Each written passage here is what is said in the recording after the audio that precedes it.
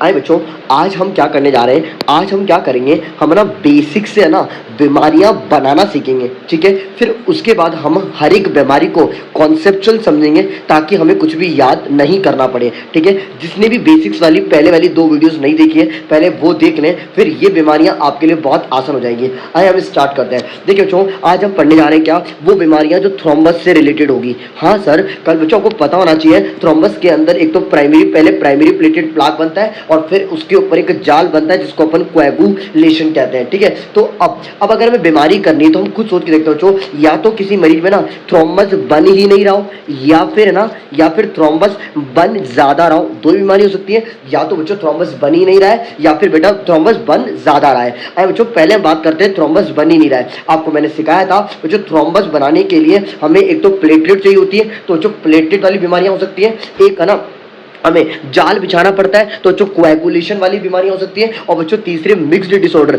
Mixed मतलब जिसके अंदर ना दोनों है ना, प्लेटलेट में भी दिक्कत होती है और ना कोएगुलेशन में भी दिक्कत होती है। ठीक है, आइए बच्चों सबसे पहले हम बात करते हैं किसको लेकर, प्लेटलेट डिसऑर्डर को लेकर। ठीक है, अब दिमाग लगाएं, प्लेटलेट डिसऑर्डर क्या, सबसे पहले तो सर ऐसा कोई बीमारी है क्या जिसमें प्लेटलेट की कमी होती हो। जी हाँ बच्चों, पहली बीमारी उसका नाम होता है इडियोपैथिक थ्रोम्बोसाइटोपेनिक परफ्यूरा। आगे डिस्कस करेंगे, अभी सिर्फ ओवरव्यू ले रहे हैं कि आज हम पढ़ने क्या जा रहे हैं। ठीक है, अच्छा उसके बाद सर सेकंड स्टेप होती है प्लेटेड एडिशन। अपने पढ़ा था प्राइमरी प्लेटेड प्लाक के अंदर। अच्छा तो सर अब अपन क्या करेंगे, प्लेटेड एडिशन वाली की बीमारियां पढ़ेंगे। तो सर देखो, प्लेटेड एडिशन के लिए बच्चों ग्लाइकोप्रोटीन 1 भी चाहिए होता है, जो कि मैं आपको एक फोटो दिखाता हूं जो कि मैंने पहले भी आपको बताई थी। आप इस फोटो को आराम से देखेंगे, यहाँ पर आप देखें ये वॉन विलमिन फैक्टर है और बच्चों ग्लाइकोप्रोटीन 1 भी है, यानी कि प्लेटलेट ग्लाइकोप्रोटीन 1 बी के थ्रू एंडोथेलियल सेल से चिपकती है। और अब प्लेटेड अगर मानो किसी मरीज के अंदर इस ग्लाइकोप्रोटीन 1 बी की कमी हो गई तो बताओ क्या प्लेटेड एडिशन हो पाएगा, क्या नहीं हो पाएगा। और बच्चों इस बीमारी का नाम होता है बर्नार्ड सूलियर सिंड्रोम।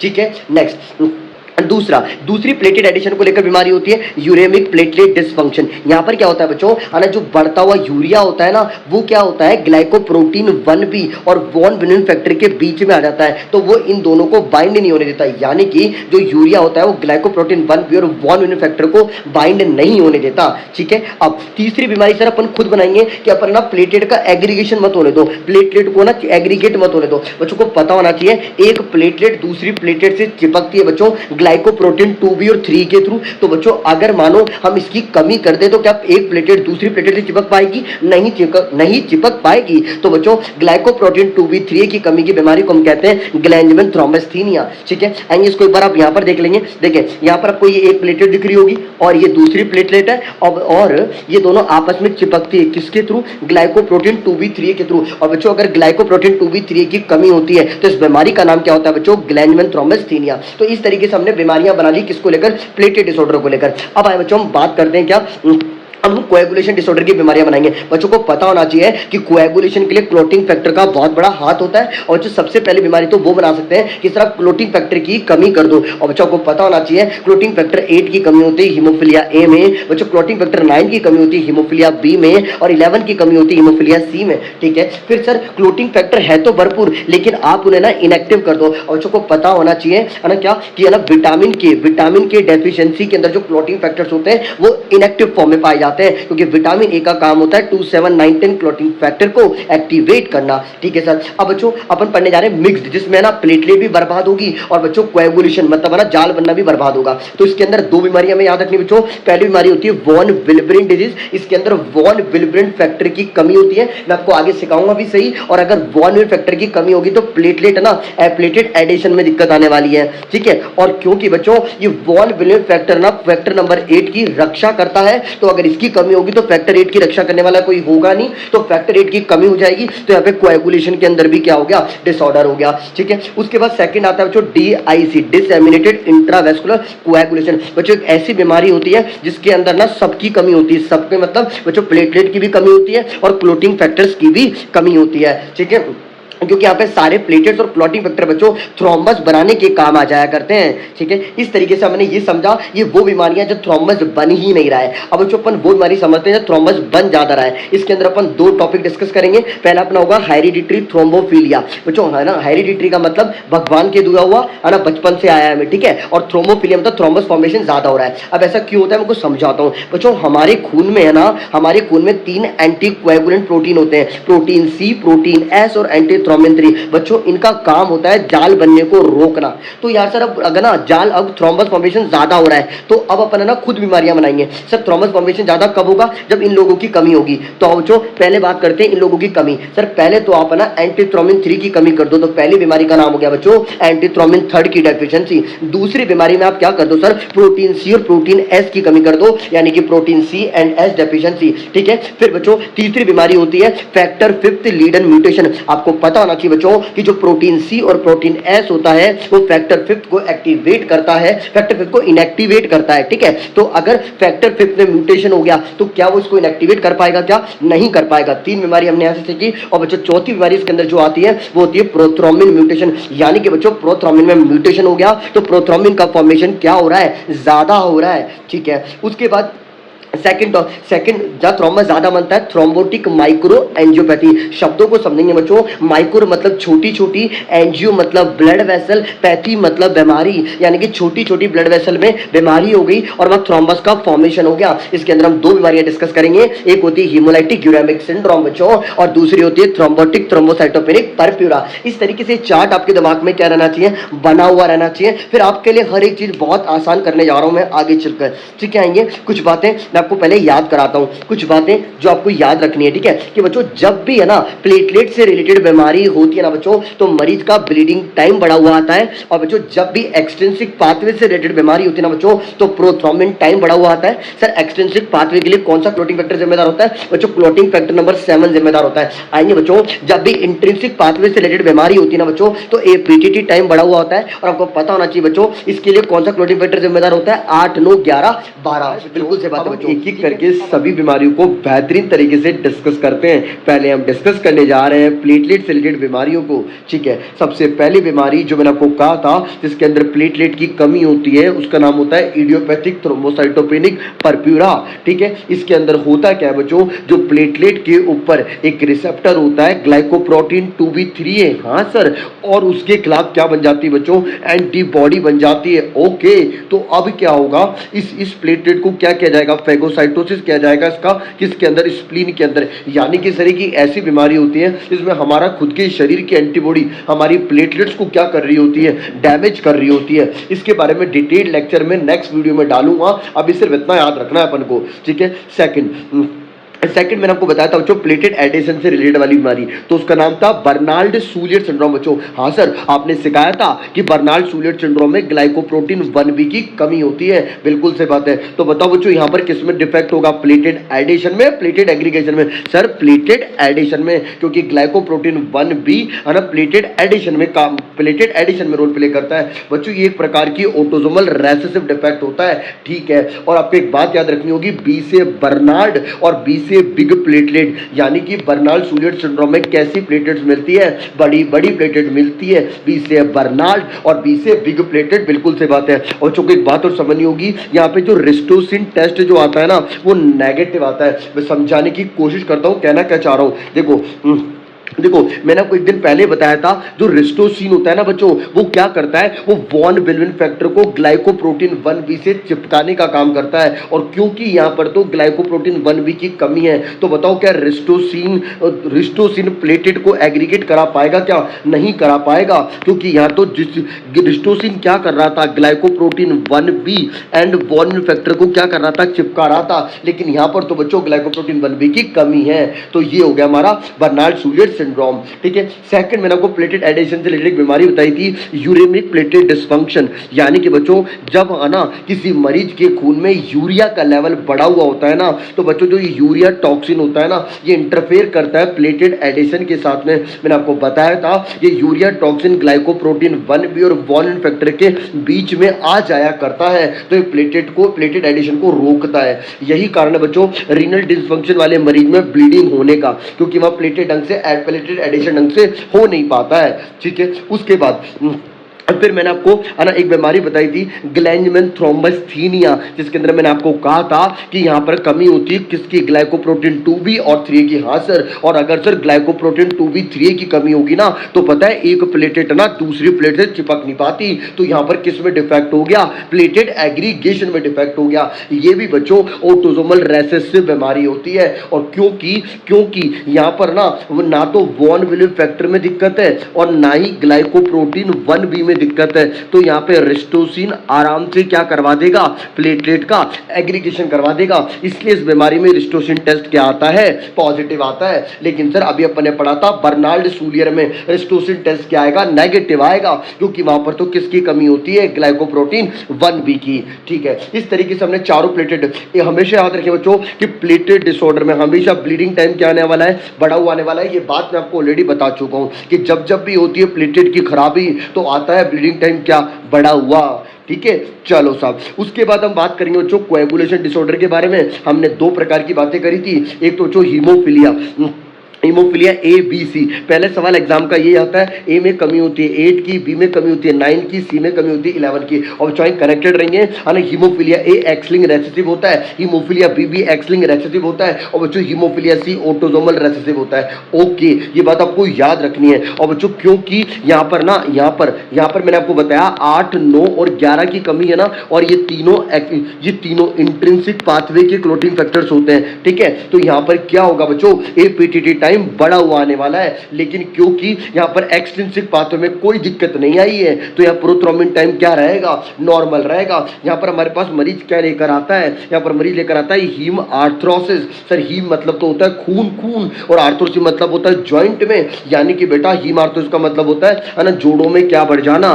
खून बढ़ जाना। तो यहां पर मरीज की क्लिनिकल फीचर ज्यादातर यही होता है, हीम आर्थ्रोसिस, ठीक है। उसके बाद यहां पर ना कि जो बच्चा होगा इसको चोट लगने के बाद या सर्जरी के बाद है ना यहाँ पर भयंकर खून बहता है ना, भयंकर ब्लीडिंग होती है, ठीक है। अब मैं बता रहा हूँ हीमोफीलिया का इलाज यहीं पर ही। तो आपको हीमोफीलिया का इलाज कैसे करना है, अगर बच्चों हीमोफीलिया ए होगा ना तो सबसे पहले तो आपको यहाँ पर क्या डेस्मोप्रेसिन का नेजल स्प्रे देना होता है। सर डेस्मोप्रेसिन क्यों, अच्छा डेस्मोप्रेसिन कैसी दवाई होती है, ये वैसोप्रेसिन एडीएच का भाई है, किसका भाई है बेटा, एडीएच का। अच्छा सर ये डेस्मोप्रेसिन कैसे काम करता है बेटा, ये क्या करता है एंडोथेलियल सेल के पास जाता है, ओहो, और वहां से जाकर क्या निकलवाता है, वॉन विलियम फैक्टर रिलीज करवाता है, ठीक है। ये बात आपको याद रखनी है, तो है ना। और तो इस तरीके से ये क्या करता है, ब्लीडिंग को रोकने का काम करता है, वॉन विलियम फैक्टर को रिलीज करवा के, ठीक है। ओके, दूसरी बात यहाँ पर अगर सीवियर ब्लीडिंग है और कंट्रोल नहीं हो रही है तो हम फैक्टर 8 का कंसंट्रेट भी दे सकते हैं, ठीक है। और एक दवाई देते हैं इमिकीजुमैब, ये मोनोक्लोनल एंटीबॉडी होती है, ठीक है।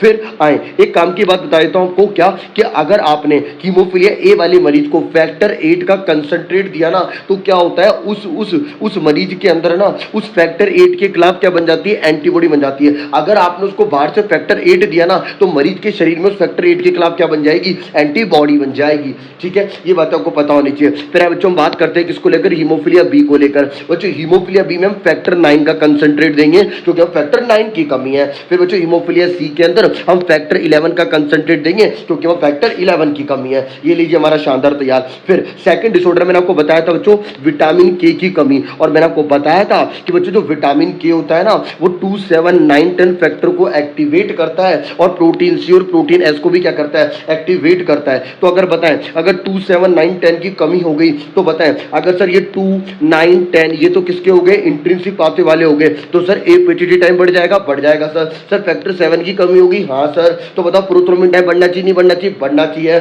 क्योंकि सर क्या प्रोथ्रोम्बिन टाइम एक्सट्रिंसिक पाथवे से रिलेटेड होता है, जी हाँ। तो ये लीजिए बढ़िया, इस तरीके से हमारा ये शानदार तैयार। तो हमने कोएगुलेशन डिसऑर्डर की बातें भी समझ ली है, ठीक है। चले अब हम पढ़ने जा रहे हैं क्या, वो डिसऑर्डर जहां पर प्लेटलेट, जिसके अंदर क्या होगा, platelet as well as coagulation दोनों में दिक्कत होती है। इसके अंदर मैं आपको दो टॉपिक पढ़ाऊंगा, एक डीआईसी और एक वॉन विल्सन डिजीज। सबसे पहले जो पढ़ाने जा रहा हूं वॉन विल्सन डिजीज, मैं आपको फिर बोल रहा हूं ये इस पूरे लेक्चर का हॉट टॉपिक है। इस पूरे लेक्चर का क्या है, ये एक हॉट टॉपिक, यानी कि सर आप ये कह रहे हो कि सबसे ज्यादा क्वेश्चन यहां से निकल सकते हैं, जी हाँ मेरे बेटे, ठीक है। पहला क्वेश्चन मैं आपको एग्जाम का याद कराता हूं, ये most common inherited bleeding disorder होता है, यानी कि सबसे ज्यादा मिलने वाला इनहेरिटेड ब्लीडिंग डिसऑर्डर कौन सा होता है? वॉन विलेवन डिजीज। ठीक है सर, अभी बताओ सर इस डिजीज में होता क्या है? वो जो डिजीज में कमी होती है सर, किसकी कमी होती है? वॉन विलेवन फैक्टर की। ओके, अगर सर वॉन विलेवन फैक्टर नहीं होगा, हाँ ये लीजिए सर, अगर वॉन विलेवन फैक्टर की क्या होगी है ना, कमी होगी, तो बताएं क्या प्लेटलेट है ना एंडोथेलियल सेल से चिपक पाएगी क्या? नहीं। ये सर अपनी प्लेटलेट, ये सर अपनी एंडोथेलियल सेल।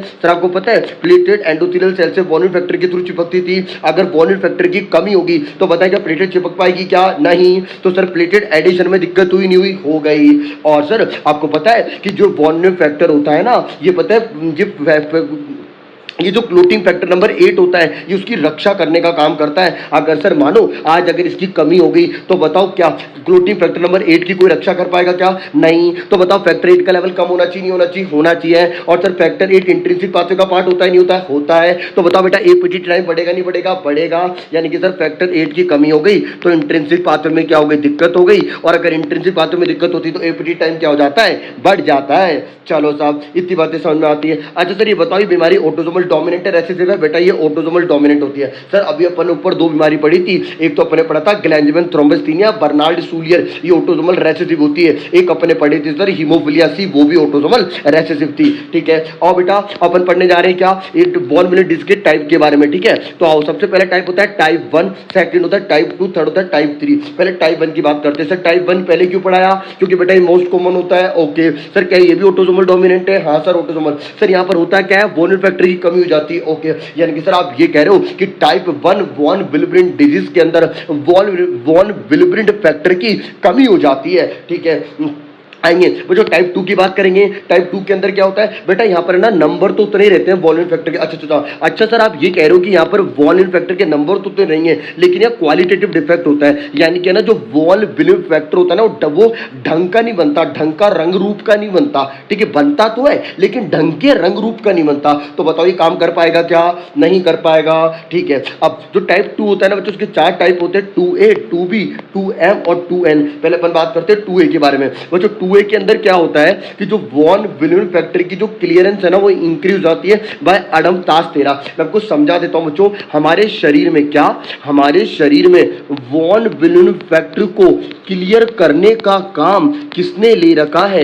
अडमतास तेरा ने। यानी कि हमारे शरीर में अडमतास तेरा वॉन विलेब्रिन फैक्टर को है ना बाहर निकालने का काम करता है, इसको क्लियर करने का काम करता है हमारे शरीर में से। ठीक है, अब जो टाइप 2A होता है ना उसके अंदर क्या होता है ना, जो वॉन विलेब्रिन फैक्टर की क्लियरेंस इंक्रीज हो जाती है बाय दी अडमतास तेरा। ठीक है, फिर सर टाइप 2B के अंदर क्या होता है? यहाँ पर गेन ऑफ फंक्शन म्यूटेशन होता है। यानी कि है ना यहाँ पर वॉन विलेब्रिन फैक्टर बहुत ज्यादा काम करता है, ज्यादा काम करता है। ये बात आप याद रखना, आगे एक टॉपिक सिखाऊंगा इससे कि टाइप 2B के अंदर गेन ऑफ फंक्शन होता है या वॉन विलेब्रिन फैक्टर ज्यादा काम करता है। ठीक है, जो टाइप M होता है ना वो क्या होता है? 2B का ही वेरिएंट होता है। मतलब ये 2B का ही क्या है? वेरिएंट है। एक मिनट, क्या जो टाइप M होता है ना वो 2B का ही क्या होता है? वेरिएंट होता है। ठीक है, अब जो बात करेंगे टाइप N के बारे में। टाइप N में क्या होता है? इसमें बाइंडिंग में दिक्कत होती है। सर किसकी बाइंडिंग में दिक्कत होती है? वॉन विलेब्रिन फैक्टर और ग्लाइकोप्रोटीन 1B के। ओके, यानी कि दोनों ढंग से क्या नहीं हो पाते? बाइंड नहीं हो पाते हैं। ठीक है, इतनी बात आपको याद रखनी है। अब चाहते हैं आप बताओ सर सबसे रेयरेस्ट कौन सा टाइप होता है? Sir type 3। ओके, और सर टाइप 3 के अंदर पता है वॉन विलेब्रिन फैक्टर के लेवल बहुत ज्यादा कम हो जाता है। ओके, तो सर सबसे खतरनाक होगा नहीं होगा? हाँ, क्योंकि यहाँ तो लेवल बिल्कुल चिन्नू सा हो गया। हाँ, तो ये सबसे ज्यादा खतरनाक होना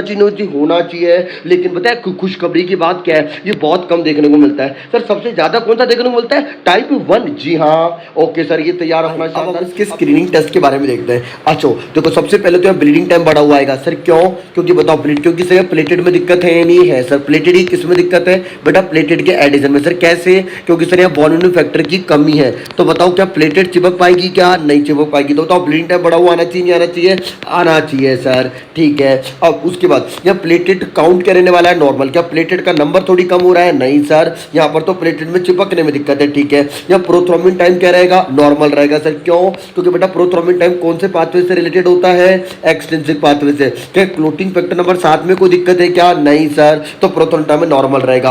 आओ अब बात करते हैं एपीटीडी टाइम को लेकर। तो बेटा एपीटीडी टाइम यहाँ क्या हो जाएगा? इंक्रीज होगा। सर क्यों इंक्रीज होगा? क्योंकि यहाँ पर ना क्लोटिंग फैक्टर नंबर 8 का नंबर क्या हो क्लोटिंग फैक्टर नंबर 8 का अमाउंट क्या हो जाएगा, कम हो जाएगा, क्योंकि जो वॉन फैक्टर होता है ना वो क्लोटिंग फैक्टर 8 को प्रोटेक्ट करने का काम करता है। अगर सर वॉन फैक्टर की कमी हो गई, हाँ सर, तो क्लोटिंग फैक्टर नंबर 8 की कमी होगी नहीं होगी, होगी सर। तो बताओ इंट्रिंसिक कहते बर्बाद हुआ नहीं हुआ, हुआ। तो बताओ सर एपीटी टाइम बढ़ना चाहिए नहीं बढ़ना चाहिए, बढ़ना चाहिए। इस तरीके से हमने ये सीखा, ठीक है। यहाँ पर इन्वेस्टिगेशन ऑफ चॉइस क्या होती है बच्चों, यहाँ पर इन्वेस्टिगेशन ऑफ चॉइस होती है रिस्टोसिन एग्रीगेशन टेस्ट। सर ये क्या होता है, ये मैंने आपको बताया था कि है ना, अगर अगर एक बात बताओ, यहाँ अगर आप रिस्टोसिन डालोगे तो क्या प्लेटेड एग्रीगेट हो पाएगी क्या, जी नहीं सर। ऐसा क्यों, क्योंकि सर रिस्टोसिन का काम होता है वॉन विनर फैक्टर को और ना ग्लाइकोप्रोटीन 1B को चिपकाना, लेकिन यहाँ तो वॉन विनर फैक्टर की कमी है ना, तो बताओ क्या रिस्टोसिन दोनों को चिपकवा पाएगा क्या, नहीं। तो बताओ रिस्टोसिन एग्रीगेशन टेस्ट नेगेटिव आएगा नहीं आएगा, आएगा,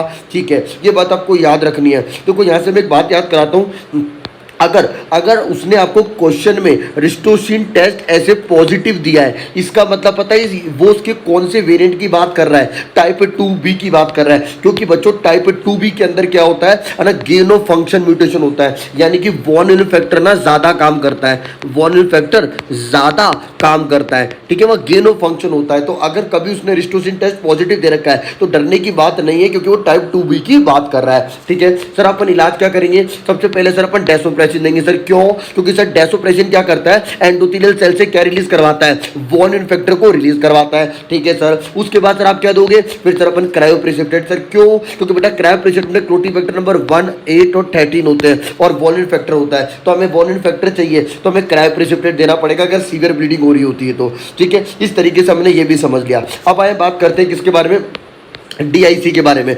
डिसएमिनेटेड इंट्रावेस्कुलर कोएगुलेशन, ठीक है। सर पहले तो ये बताओ डीआईसी के कारण क्या होते हैं, तो इसके लिए निमोनिक होता है बच्चों, है ना, stop triple S stop making new thrombus. हम डीआईसी वाले मरीज को क्या कहते हैं कि भैया नया थ्रोम्बस बनाना क्या कर दो, बंद कर दो। तो पहला क्या कहता है, सेप्सिस, ठीक है। दूसरा स्नेक बाइट, तीसरा स्ट्रोक। स्नेक बाइट के अंदर मैं आपको बताऊं, जैसे कि कुछ सांप होते हैं हीमोटॉक्सिक, जो हीमोटॉक्सिक सांप होते हैं ना, उसकी वजह से क्या होता है, डीआईसी डेवलप हो सकता है। सेप्सिस के केस में, स्ट्रोक के केस में, टी से ट्रॉमा, ओ से ऑब्स्ट्रक्टिव कॉम्प्लिकेशन, जैसे कि आप पढ़ेंगे अब्रप्शो प्लेसेंटा, उसके अंदर डीआईसी डेवलप हो जाता है। पी से पैनिक्रेटाइटिस, मेकिंग से मैलिग्नेंसिस के अंदर क्या डेवलप हो जाता है, डीआईसी, नेफ्रोटिक सिंड्रोम, और टी से ट्रांसफ्यूजन एसोसिएटेड, ठीक है। इस तरीके से ये कॉजेज होते हैं किसके, डीआईसी के, ठीक है। अब आए बात करते हैं डीआईसी की। और अब देखो डीआईसी के अंदर बताओ ब्लीडिंग टाइम बढ़ेगा नहीं बढ़ेगा, सर क्यों ब्लीडिंग टाइम क्यों बढ़ गया, क्योंकि यहाँ पर प्लेटलेट की कमी हो जाती है। तो सर ये लो ब्लीडिंग टाइम बढ़ गया। सर ये प्लेटलेट काउंट क्या डिक्रीज हो जाएगा, जी हाँ यही कारण है सर कि अब ब्लीडिंग टाइम में क्या कर दिया, बढ़ा दिया। अच्छा, क्योंकि क्लोटिंग फैक्टर्स की कमी हो जाती है, इसलिए बेटा प्रोथ्रोम्बिन टाइम भी बढ़ जाता है और एपीटीटी टाइम भी क्या हो जाता है, बढ़ जाता है, ठीक है सर, ये समझ में आता है। अब आए एक बात और आपको याद रखनी है कि यहाँ पर फिब्रिनोजन का लेवल कम हो जाएगा। सर क्यों, क्योंकि सारा का सारा फिब्रिनोजन तो फिब्रिन में कन्वर्ट हो गया, तो फिब्रिन में कन्वर्ट हो गया, तो फिब्रिनोजन का लेवल क्या हो गया, कम हो गया, ठीक है। अब एक बात आपको समझनी पड़ेगी, अब क्योंकि फिब्रिन टूटेगा तो फिब्रिन के टूटने से फिब्रिन डिग्रेडेशन प्रोडक्ट्स बनते हैं, तो उनका लेवल बढ़ जाएगा और डी डाइमर का लेवल क्या हो जाएगा, बढ़ जाएगा। तो फिब्रिनोजन का लेवल तो कम हो गया, लेकिन फिब्रिन के डिग्रेडेशन प्रोडक्ट और डी डाइमर का लेवल क्या हो जाता है, बढ़ जाता है। बताओ क्लोटिंग फैक्टर का लेवल कम होगा नहीं होगा, हाँ, क्योंकि सर सारे क्लोटिंग फैक्टर तो कोएगुलेशन में काम आ गए, बिल्कुल सही बात है, ठीक है। और यहाँ पर आपको पेरिफेरल ब्लड में सिस्टोसाइट्स देखने को मिलती है, जिनको अपन हेलमेट सेल्स भी कहते हैं बेटा, क्या कहते हैं, हेलमेट सेल्स, ठीक है। ये लीजिए, इस तरीके से अपन ने क्या सीखा बेटा, डीआईसी, ठीक है। अब हम बात करेंगे किसके बारे में, हेरिडिटरी थ्रोम्बोफिलिया के बारे में। आज शानदार तैयार करेंगे इसको भी। देखिए सबसे पहला तो क्या, पहली बीमारी मैंने को बताई थी एंटीथ्रोम्बिन की कमी। वैसे तो ये हेरिडिटरी होती है, लेकिन कभी कभी है ना ये एक्वायर्ड हो सकती है। सर एक्वायर्ड कैसे, भाई साहब जिन मरीज की किडनी खराब हो गई या फिर जिनको नेफ्रोटिक सिंड्रोम हो गया ना, उनके यूरिन से क्या होता है, एंटीथ्रोम्बिन 3 का लॉस हो जाता है, एंटीथ्रोम्बिन 3 उनके यूरिन से बाहर निकल जाता है, तो उनमें एंटीथ्रोम्बिन 3 की कमी हो गई नहीं होगी, हो गई। और क्योंकि एंटीथ्रोम्बिन का काम होता था थ्रोम्बिन को इनहिबिट करना, तो बताओ थ्रोम्बिन का इनहिबिशन डिक्रीज हो गया नहीं हो गया, हो गया, क्योंकि एंटीथ्रोम्बिन 3 थ्रोम्बिन को इनहिबिट करता था। लेकिन अगर आज एंटीथ्रोम्बिन 3 की कमी होगी तो थ्रोम्बिन का इनहिबिशन नहीं होगा, और थ्रोम्बिन का काम होता था फैक्टर 2 और फैक्टर 10A को इनहिबिट करना। तो बताओ फैक्टर 10A और फैक्टर 2A का इनहिबिशन होगा नहीं होगा, डिक्रीज हो गया। फैक्टर 10A और फैक्टर 2A का इनहिबिशन क्या हो गया, अब हम डिक्रीज हो गया कि भैया प्रोटीन सी और प्रोटीन एस की कमी हो गई। अच्छा सर ये बताओ प्रोटीन सी और प्रोटीन एस करता क्या था बेटा, ये इनएक्टिव, ये क्या करता है, फैक्टर 5 और फैक्टर 8 को इनएक्टिवेट करता रहा था, अगर इसकी कमी हो गई तो बताओ, है ना। तो क्या ये फैक्टर फिफ्थ और फैक्टर 8 को इनएक्टिवेट कर पाएगा? नहीं कर पाएगा। तो decrease ability to inactivate factor fifth and factor 8, ठीक है।